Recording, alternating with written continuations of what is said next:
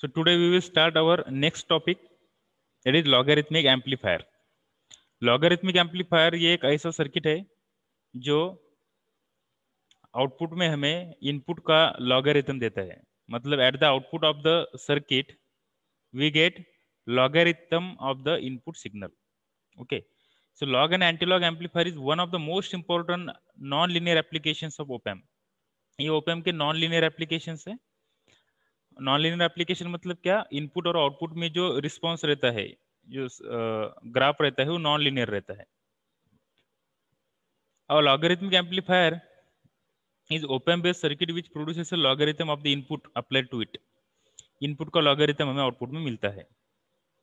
The PN junction diode or transistor connected to operate as a diode is used as a non-linear element. तो अब देखो यहाँ पे diode use करते हैं. तो लॉगरिथमिक एम्पलीफायर स्टडी करने से पहले हम डायोड की प्रॉपर्टी स्टडी करेंगे. देखो ये पीएन जंक्शन डायोड है. पीएन जंक्शन डायोड को एक पी रीजन होता है और एक एन रीजन होता है. पी पॉजिटिव होता है, एन नेगेटिव होता है. पी में होल होते हैं, एन में क्या होते हैं, इलेक्ट्रॉन्स होते हैं. ठीक है. जो पी टर्मिनल है उसको एनोड बोलते हैं, जो एन टर्मिनल है उसको कैथोड बोलते हैं. एनोड पॉजिटिव होता है, कैथोड नेगेटिव होता है. जब हम पी पॉजिटिव को कनेक्ट करते हैं बैटरी के और एन नेगेटिव को कनेक्ट करते हैं तब डायोड फॉरवर्ड बायस कहलाता है. और फॉरवर्ड बायस में डायोड से करंट फ्लो होता है. अगर हम एन पी टर्मिनल को बैटरी के नेगेटिव को कनेक्ट करते हैं और एन टर्मिनल को अगर बैटरी के पॉजिटिव को कनेक्ट करते हैं तब डायोड रिवर्स बायस होता है. और रिवर्स बायस में डायोड में से करंट फ्लो नहीं होता. बहुत ही कम करंट फ्लो होता है रिवर्स बायस में, और वो सप्लाई की वजह से फ्लो नहीं होता. तो किसकी वजह से फ्लो होता है, तो वो टेम्परेचर की वजह से होता है, जिसको हम लीकेज करंट भी बोलते हैं या रिवर्स सैचुरेटेड करंट भी बोलते हैं. ठीक है. और डायोड जब फॉरवर्ड बायस होता है तब डायोड के अंदर से जो करंट फ्लो होता है उसको हम आई एफ बोलते हैं. आई सफिक्स एफ. आई एफ का मतलब होता है फॉरवर्ड करंट. ओके. और उस करंट की वजह से वो डायोड के अक्रॉस जो वोल्टेज डेवलप होता है, जो पोटेंशियल डिफरेंस डेवलप होता है, उसको हम वीएफ बोलते हैं. VF is nothing but a forward voltage. Okay. Forward voltage is nothing but a voltage across diode. Forward voltage, जब डायोड फॉरवर्ड बायस में रहता है तब उसके अक्रॉस का जो वोल्टेज रहता है वो फॉरवर्ड वोल्टेज रहता है. अब ये ग्राफ है forward voltage applied to diode and current flowing through diode. अब डायोड को जो फॉरवर्ड बायस में, फॉरवर्ड बायस मतलब क्या, P type semi, P type region को बैटरी के पॉजिटिव को कनेक्ट किया, एन को नेगेटिव को कनेक्ट किया, तब डायोड में से करंट फ्लो होता है, उसको हम फॉरवर्ड करंट बोलते हैं. तो ये जो वोल्टेज है उसको हम फॉरवर्ड वोल्टेज बोलेंगे. और ये जो करंट है, इस फॉरवर्ड वोल्टेज की वजह से जो करंट फ्लो होता है उसको हम फॉरवर्ड करंट बोलेंगे. ओके. अब जैसे आपको मालूम है कि जब डायोड अनबायस रहता है तब उसके जंक्शन में जंक्शन पोटेंशियल फॉर्म होता है, डिप्लेशन रीजन होता है. तो डिप्लेशन रीजन ओवरकम करने के लिए कुछ वोल्टेज हमें लगता है. उसके बाद जब डिप्लेशन रीजन ओवरकम हो गया तो डायोड का जो करंट है वो एक्सपोनेंशियली बढ़ता है. देखो ये आप ये रीजन देख रहे हैं, एक्सपोनेंशियली करंट बढ़ रहा है. ठीक है. यहाँ तक कुछ भी करंट नहीं रहता, बहुत ही कम करंट रहता है. और एक पॉइंट में करंट सडनली बढ़ता है, तो उस पॉइंट को हम नी वोल्टेज भी बोलते हैं. ओके. और ये जो रिवर्स बायस में अगर डायोड रहा, रिवर्स बायस में मतलब क्या, एन को पॉजिटिव टर्मिनल को कनेक्ट किया बैटरी के और पी को नेगेटिव को कनेक्ट किया, तब बहुत ही कम करंट डायोड के अंदर से फ्लो होता है और उसको reverse saturation current I zero बोलते हैं. I zero. So I zero is nothing but reverse saturation current. और ये टेम्परेचर की वजह से होता है, ये बहुत कम होता है और टेम्परेचर की वजह से होता है, तो उसको बोलते हैं रिवर्स सैचुरेशन करंट. वो वोल्टेज की वजह से फ्लो नहीं होता, वो किसकी वजह से फ्लो होता है, टेम्परेचर की वजह से. तो अब ये हो गया उसकी प्रॉपर्टी. आपको डायोड के बारे में ऑलरेडी मालूम है तो मैं ज़्यादा डिटेल्स में नहीं जाऊंगा. तो ये डायोड का इक्वेशन रहता है. देखो करंट फ्लोइंग थ्रू डायोड, ये कौन सा करंट है, ये आई एफ है. Okay. So I F is equal to I zero. I zero मतलब कौन सा, reverse saturation current, into e raise to power, मतलब ये एक्सपोनेंशियल. देखो ये reverse saturation current into e raise to power. E raise to power मतलब ये जो ग्राफ है ये एक्सपोनेंशियल ग्राफ है, इसलिए उसको ई रेस टू पावर किया है. Okay. E raise to power V up. V up मतलब क्या, forward voltage, divided by eta. Eta ये क्या रहता है, it is the constant and it depends upon the type of semiconductor we are using. अगर हम सिलिकॉन यूज कर रहे हैं तो ईटा की वैल्यू अलग रहती है. अगर हम जर्मेनियम यूज कर रहे हैं तो ईटा की वैल्यू अलग रहती है। तो eta is a type of semiconductor. VT is nothing but a voltage develop due to temperature. Temperature की वजह से जो वोल्टेज होता है डायोड के अक्रॉस जो वोल्टेज डेवलप होता है उसको VT बोलते हैं। और -1, तो ये इक्वेशन रहता है, इस इक्वेशन को बोलते हैं diode equation. Okay, this is the diode equation. So current flowing, ये जो फॉरवर्ड करंट रहता है ये फॉरवर्ड करंट का ही इक्वेशन है। Forward current IF is equal to I0 in bracket e raise to power VF divided by eta VT -1। देखो VF क्या है, फॉरवर्ड वोल्टेज और reverse voltage across the diode, ये VF। उसके बाद I0 क्या है, रिवर्स सैचुरेशन करंट है। उसके बाद VT क्या है, voltage equivalent of temperature. Temperature की वजह से जो वोल्टेज डेवलप होता है वो वोल्टेज है VT। और जनरली ये 26 milli volt at room temperature होता है। 300 डिग्री केल्विन ये रूम टेम्परेचर होता है। 300 डिग्री केल्विन मतलब 27 डिग्री सेल्सियस। तो ये रूम टेम्परेचर में जनरली ये वोल्टेज की वैल्यू रहती है 26 मिली वोल्ट। मतलब टेम्परेचर की वजह से डायोड में जो वोल्टेज डेवलप होता है उसको बोलते हैं VT। फिर ईटा क्या रहता है, ईटा की वैल्यू रहती है 2 फॉर सिलिकॉन और 4 फॉर जर्मेनियम। ये ईटा कांस्टेंट रहता है, इसकी वैल्यू 2 रहती है सिलिकॉन के लिए और 4 रहती है जर्मेनियम के लिए। तो the forward current characteristics can be defined है। देखो ये फॉरवर्ड करंट कैरेक्टरिस्टिक्स हमने ऐसे लिखा, IF is equal to, IF मतलब current flowing through diode, forward current is equal to I0 in bracket e raise to power VF divided by eta VT -1। अभी where V and IF are the forward voltage and current respectively. तो ये VF forward voltage है और ये IF forward current है। I0 reverse saturation current है। Okay, eta तो आपको मालूम होगा ये depends on the type of semiconductor, VT is the voltage due to temperature.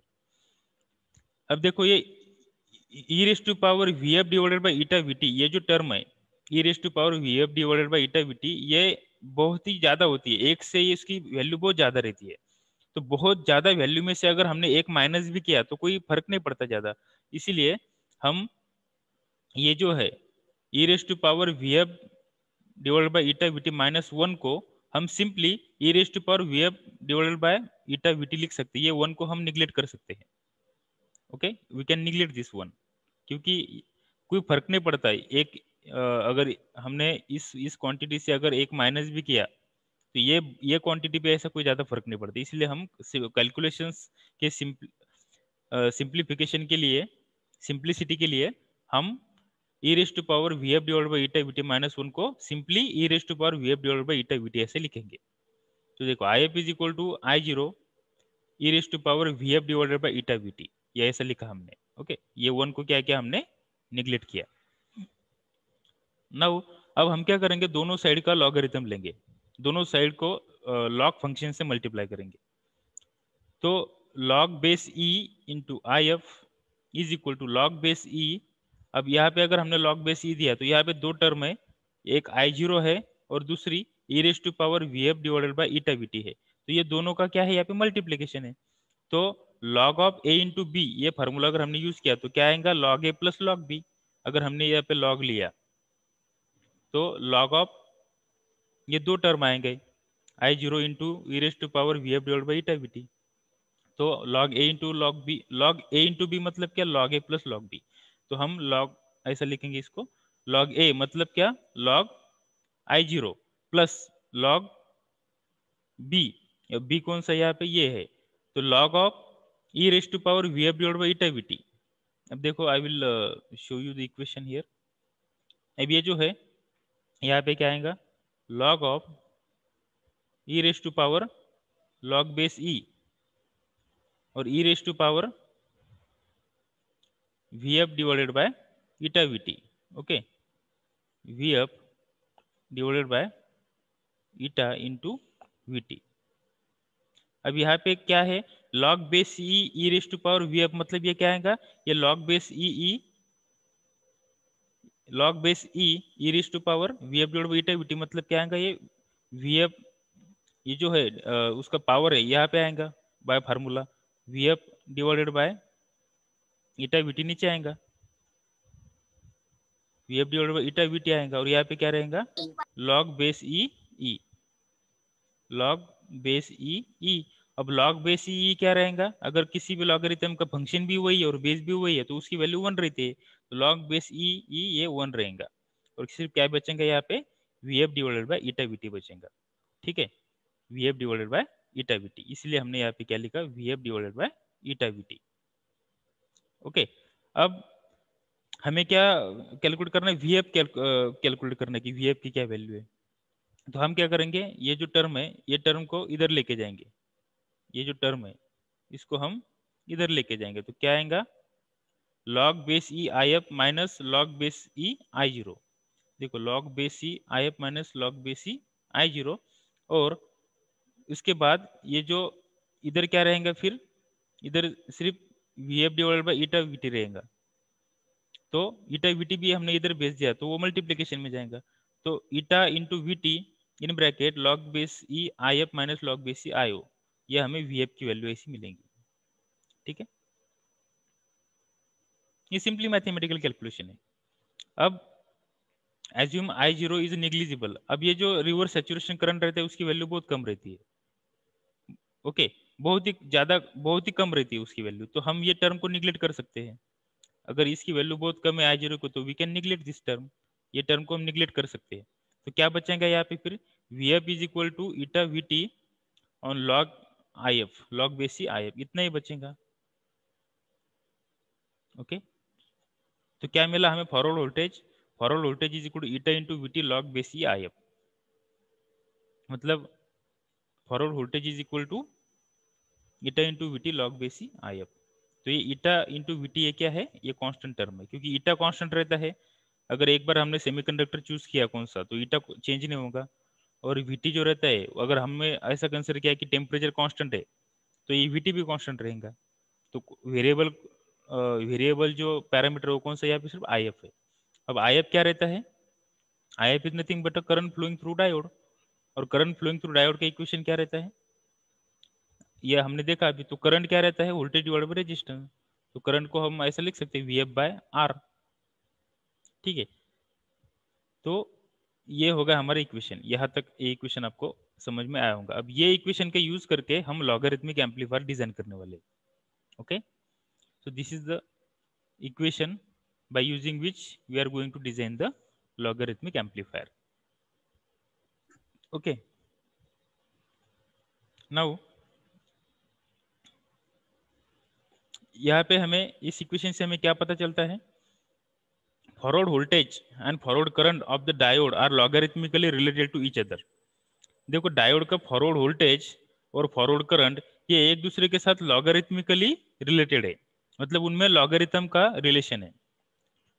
This is the basic equation used in the design of log and anti-log amplifier using diode. Okay, तो ये basic equation हम log और anti log amplifier design करने के लिए use करेंगे। अब हम देखेंगे basic log and anti log amplifier. तो फर्स्ट हम देखेंगे basic log amplifier using diode. एकदम सिंपल है, जैसे आपको close loop op amp in non inverting mode या इन्वर्टिंग मोड जो हमने सर्किट देखा था, बस सिंपली वही है। देखो ये inverting ओपैम in close loop configuration जो रहता है, बस वैसी ही सर्किट डायग्राम है, सिर्फ चेंज क्या है, फीडबैक में डायोड यूज किया हमने। या इंटीग्रेटर सर्किट हमने देखा था, इंटीग्रेटर सर्किट में यहाँ पे क्या था, यहाँ पे कैपेसिटर था, तो हमने कैपेसिटर की जगह सिर्फ यहाँ पे डायोड यूज किया है। देखो ये ओपैम है हमारा, ये इन्वर्टिंग टर्मिनल, ये नॉन इन्वर्टिंग टर्मिनल, ये पॉजिटिव पावर सप्लाई, ये नेगेटिव पावर सप्लाई। ओके, और ये नॉन इन्वर्टिंग टर्मिनल सिंपली हमने ग्राउंड को कनेक्ट किया, और ये इन्वर्टिंग टर्मिनल को ये इनपुट रजिस्टर के थ्रू हमने इनपुट सिग्नल दिया जिसका वोल्टेज है वी इन, इनपुट वोल्टेज। ये हमारा इनपुट सिग्नल है जिसका वोल्टेज है वी इन, तो ये वी इन का हमें आउटपुट में क्या मिलेगा, लॉग मिलेगा। ओके, और फीडबैक में हमने क्या कनेक्ट किया, diode, PN junction diode connect किया। ठीक है, तो अब हम उसको सर्किट को एनालाइज करेंगे। तो यहाँ पे जो वी इन है, ये वी इन की वजह से करंट फ्लो होगा सर्किट में, तो उसको हम नाम देंगे I1। So I1 is the current flowing due to V in through this input resistance R1। Okay, अब ये पॉइंट B जो है वो इन्वर्टिंग टर्मिनल का पोटेंशियल है, पॉइंट A है वो नॉन इन्वर्टिंग टर्मिनल का पोटेंशियल है। तो ये डायरेक्टली ग्राउंड को कनेक्ट है, तो ए ग्राउंड को तो ऑब्वियसली बी भी किसको कनेक्ट रहता है, वर्चुअल ग्राउंड को कनेक्ट रहता है। ओके, और ये जो करंट डायोड से फ्लो हो रहा है उसको हम आई बोलेंगे, मतलब फॉरवर्ड करंट। क्या बोलेंगे हम, फॉरवर्ड करंट। ठीक है, देखो ये जो करंट है ये I1 ऐसा फ्लो हो रहा है यहाँ पे, और ये I1 यहाँ आने के बाद ये I1 किसकी वजह से फ्लो हो रहा है, ये Vin की वजह से। ठीक है, I1 Vin की वजह से फ्लो हो रहा है। तो यहाँ पे आने के बाद I1 को दो पाथ मिलेंगे, एक ओपेम के अंदर फ्लो होगा और एक फीडबैक से फ्लो होगा। पर ओपेम के अंदर से फ्लो होने वाला, ओपेम के अंदर कितना करंट जाएगा, जीरो जाएगा, क्योंकि ओपेम का इनपुट रेजिस्टेंस जीरो रहता है, इन्फिनिटी रहता है, इसलिए ओपेम के अंदर करंट नहीं जाता, जीरो रहता है वो। तो पूरा का पूरा करंट फीडबैक करंट से, फीडबैक पाथ से फ्लो होगा, तो वो आई बोल के फ्लो होगा। I is the forward current through diode, और ये पे डायोड के अक्रॉस वोल्टेज है, सपोज फॉरवर्ड वोल्टेज Vf। ठीक है, here diode is connected in the feedback path, यहाँ पे डायोड फीडबैक पाथ पे कनेक्ट किया है, और हम डायोड के अक्रॉस हम आउटपुट लेने वाले Vo। Vo we are going to take across diode. Okay, तो यहाँ तक सर्किट आपको समझ में आया होगा। कुछ भी नहीं है इस सर्किट में, सिर्फ यहाँ पे हमने क्या किया है, फीडबैक में डायोड यूज किया है। ओके, नाउ अब देखो ये जो पॉइंट है Vo is equal to minus Vf, ऐसा भी लिख सकते हैं हम उसको। ये current entering the diode is taken as positive, current leaving the diode is taken as negative. Okay, और आउटपुट वोल्टेज जो है हमारा, आउटपुट वोल्टेज हम कैसे मेजर कर रहे हैं, इस पॉइंट से लेके इस पॉइंट तक, मतलब ऐसा मेजर कर रहे हैं हम आउटपुट वोल्टेज। आउटपुट वोल्टेज हम ऐसा मेजर कर रहे हैं। ओके, इस पॉइंट से लेके इस पॉइंट तक, और ये फॉरवर्ड मतलब ये Vo हो गया हमारा, ये क्या होगा, Vo। Vo है ना, ये यहाँ से लेके यहाँ तक मेजर कर रहे, ये आउटपुट टर्मिनल है और ये वर्चुअल ग्राउंड टर्मिनल है, इस दोनों के बीच में हम वोल्टेज मेजर कर रहे हैं। और डायोड का वोल्टेज जो है वो क्या है हमारा, यहाँ पे प्लस और यहाँ पे माइनस है। अगर हम Vo ऐसा मेजर कर रहे हैं, मतलब ये प्लस है और ये माइनस है, या हायर पोटेंशियल पे लोअर पोटेंशियल पे। और Vf क्या कैसा है, Vf इसका ये टर्मिनल पॉजिटिव है और ये टर्मिनल यहाँ पे निगेटिव है, मतलब Vo और Vf का जो साइन है वो कैसा है, अपोजिट है। तो हम यहाँ पे ऐसे लिख सकते हैं Vo is equal to minus Vf। Vo ये आउटपुट वोल्टेज है और Vf पे डायोड के अक्रॉस का वोल्टेज है, तो हम उसको ऐसा सिंपली लिख सकते हैं। ओके, नाउ अब देखो I1 क्या है, I1 is current flowing due to Vin through resistor R1। तो यहाँ पे हमने अगर ओम्स लॉ यूज किया तो current flowing through this resistor R due to Vin is I1। पर ये I1 पूरा का पूरा यहाँ पे फ्लो हो रहा है, कहाँ पे, IF से। तो I1 और IF क्या है, सेम है। देखो I1 ऐसा फ्लो हो रहा है, यहाँ पे आ रहा है, तो यहाँ पे कुछ भी करंट नहीं जा रहा अंदर ओपैम्प के, पूरा का पूरा करंट अगर फीडबैक से फ्लो हो रहा है, इसका मतलब कि I1 is equal to IF। तो हम यहाँ पे क्या लिखेंगे, I1 is equal to IF is equal to Vin by R। I1 क्या है, Vin divided by R, voltage divided by resistance is equal to current. So current I1 is equal to voltage divided by resistance. So I1 is equal to IF is equal to Vin by R, ऐसा हम उसको लिख सकते हैं। Now substituting equation 3.6.3 into equation 3.6.5 we get. अब देखो ये जो इक्वेशन हमने कैलकुलेट किया था ये, तो ये इक्वेशन में हम क्या करेंगे, वैल्यू सब्स्टिट्यूट करेंगे। So output voltage is equal to, output voltage is equal to minus Vf, यहाँ पे हमने निकाला था minus Vf। Okay, output voltage is equal to minus Vf। तो Vf क्या है, Vf is the voltage across diode. तो वोल्टेज अक्रॉस मतलब फॉरवर्ड वोल्टेज अक्रॉस डायोड का इक्वेशन हमने यहाँ पे कैलकुलेट किया था। देखो ये हम ये इक्वेशन लेंगे बेटर कैलकुलेशंस के लिए। Okay, eta Vt log IF minus log I0। देखो माइनस, यहाँ पे माइनस साइन इसलिए माइनस लिया हमने, देखो ये माइनस इंटू Vf, तो minus eta into Vt log of log base e IF minus log base e I0 is equal to minus eta into Vt log base e. अब IF क्या है, IF is nothing, IF को voltage के form में represent करो, IF is equal to Vin by R। देखो I F क्या है यहाँ पे, वी इन बाय आर। ठीक है, तो करंट को वोल्टेज के फॉर्म में रिप्रेजेंट करने का हमेशा, क्योंकि हमें फाइनल एक्सप्रेशन हमेशा वोल्टेज के फॉर्म में चाहिए होता है, इसीलिए क्या करने का, वोल्टेज को करंट के फॉर्म में रिप्रेजेंट करने का।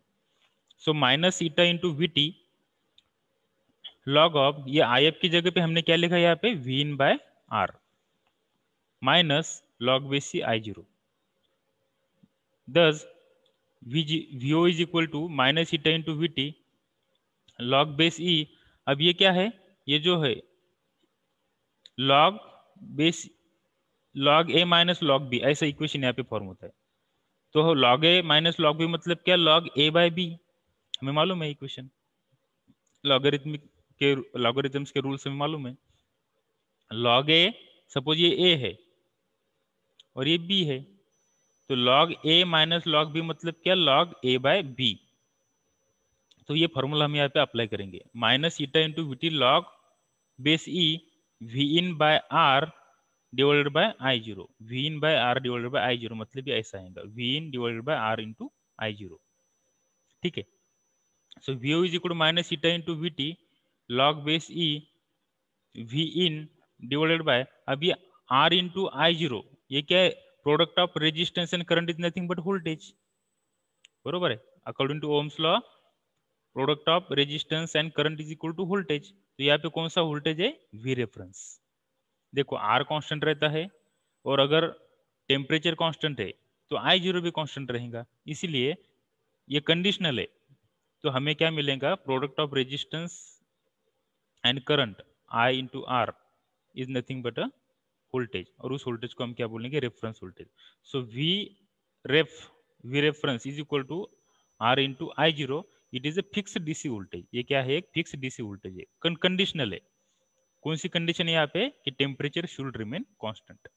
Okay, figure shows that the output voltage is proportional to the logarithm of input voltage. अब ये जो इक्वेशन है, ये इक्वेशन हमें क्या शो करता है, कि output voltage V O is equal to, अब ये ईटा इंटू वी टी ये भी कांस्टेंट है, माइनस साइन क्यों आया, क्योंकि ये इन्वर्टिंग ओपैम्प है, इसलिए ईटा कांस्टेंट है, वीटी कांस्टेंट है, तो ईटा इंटू वीटी कांस्टेंट है, लॉग बेस ई, यहाँ पे ये वी रेफरेंस भी कांस्टेंट है, सिर्फ वेरिएबल क्वांटिटी, वेरिएबल पैरामीटर कौन सा है यहाँ पे, वी इन। तो हम क्या बोल सकते हैं कि output voltage is nothing but logarithm of input voltage. बाकी ये कांस्टेंट टर्म तो है, ये कांस्टेंट टर्म हम क्या कर सकते हैं, इन कांस्टेंट टर्म को हम, अगर हमने कुछ कंडीशन सेटिस्फाई की थी, टर्म कांस्टेंट रह सकती है। तो सिर्फ वेरिएबल क्वांटिटी कौन सी इसमें, V in. So output voltage is nothing but logarithm of the input voltage. Okay, so equation shows that the output voltage is proportional to the logarithm of input voltage. The output is in terms of natural log, that is log base c. So if you want the output in terms of the log base 10, then we should use the following conversion. अगर ये इसको log base 10 में convert करना है तो ये conversion हम use कर सकते हैं, log base 10 into vi is equal to 0.434 log base c vi। क्या करने का, सिर्फ उसको 0.434 से मल्टीप्लाई करने का। So this is nothing but a logarithmic amplifier. Okay, this is our final expression for logarithmic amplifier. Output voltage is equal to log of input voltage, output voltage is equal to log of input voltage. तो ये output voltage जो हमें मिलेगा, ये क्या, यहाँ पे क्या मिलेगा हमें, इनपुट वोल्टेज का लॉग, और कुछ कांस्टेंट टर्म मिलते हैं। ओके, सो उसके कुछ डिसएडवांटेजेस भी रहते हैं, कि अगर टेम्परेचर वेरी हो गया है तो ये हमें एग्जैक्ट आउटपुट नहीं मिलता, क्योंकि टेम्परेचर वेरी होगा तो ये वी रेफरेंस भी वेरी होता है और ये वीटी भी वेरी होता है। तो ये पैरामीटर वेरिएबल हो जाते हैं, और ये पैरामीटर अगर वेरिएबल हो गए मतलब हमारी वैल्यू हमें एक्चुअल नहीं मिलती। ठीक है, ये उसका क्या है, डिसएडवांटेज है। ठीक है, तो हम टेम्परेचर रेजिस्टेंस डिवाइसेस यूज करेंगे यहाँ पे। ठीक है, ये उसका डिसएडवांटेज एक ही है, कि अगर टेम्परेचर वेरी होता है तो हमारा आउटपुट वोल्टेज भी वेरी होता है, तो हमें एग्जैक्ट रीडिंग नहीं मिलती ड्यू टू वेरिएबल टेम्परेचर, इसलिए टेम्परेचर शुड रिमेन कांस्टेंट। तो इसलिए हम temperature compensated log amplifier use करते हैं। उसके बाद उसके कुछ एप्लीकेशंस भी है, It is used to perform the mathematical operations such as log x और sin x. ये जो डिफरेंट लॉगरिथम एप्लीकेशंस रहते हैं वो हम ऑपरेशंस रहते हैं वो हम परफॉर्म कर सकते हैं. उसके बाद डीबी वैल्यू डायरेक्टली कैलकुलेट करने के लिए उसका यूज़ करते हैं. मल्टीप्लिकेशन के लिए यूज़ करते हैं, उसका मल्टीप्लिकेशन परफॉर्म करने के लिए. डिवीजन के लिए यूज़ करते हैं, वो हम देखेंगे अभी बाद में हमारे नेक्स्ट टॉपिक में. ट्रू आरएमएस कन्वर्शन के लिए, पावर एक्सट्रैक्शन के लिए, स्क्वायर रूट कैलकुलेशंस के लिए भी उसका यूज़ करते हैं. ओके, सो नेक्स्ट है एंटीलॉग एम्पलीफायर. तो यहाँ तक अगर कोई डाउट है तो यू कैन आस्क.